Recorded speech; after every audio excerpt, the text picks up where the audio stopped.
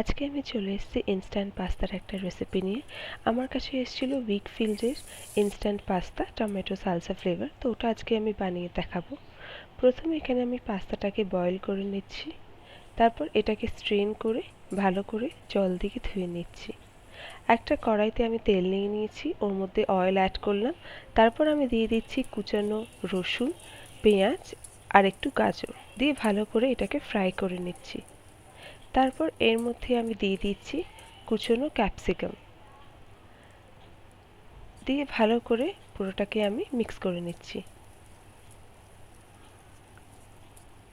এরপর যে পাস্তা মেকারটা ছিল তার মধ্যে আমি ওয়াটার অ্যাড করছি, দিয়ে ভালো করে এটাকে মিশিয়ে নিচ্ছি একটা চামচের সাহায্যে। দিয়ে এইটা আমি কড়াইয়ের মধ্যে দিয়ে দিলাম।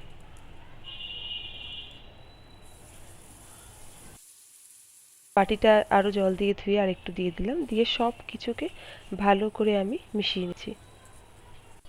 ভালো করে সব কিছুকে মিশিয়ে নেওয়ার পর এর মধ্যে আমি দিয়ে দিচ্ছি স্বাদ মতো নুন, তারপর আমি দিয়ে দিচ্ছি বয়েল করে রাখা পাস্তাগুলোকে, দিয়ে সব কিছুকে ভালো করে আমি মিশিয়ে নিচ্ছি।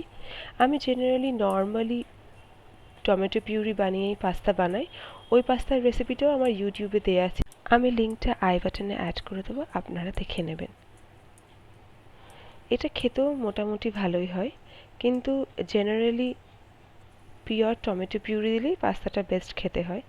এবার আমি দিয়ে দিলাম সামান্য দুধ, আপনারা এটা চাইলে অ্যাভয়েডও করতে পারেন, এটাতে টেস্টটাও ভালো হয়।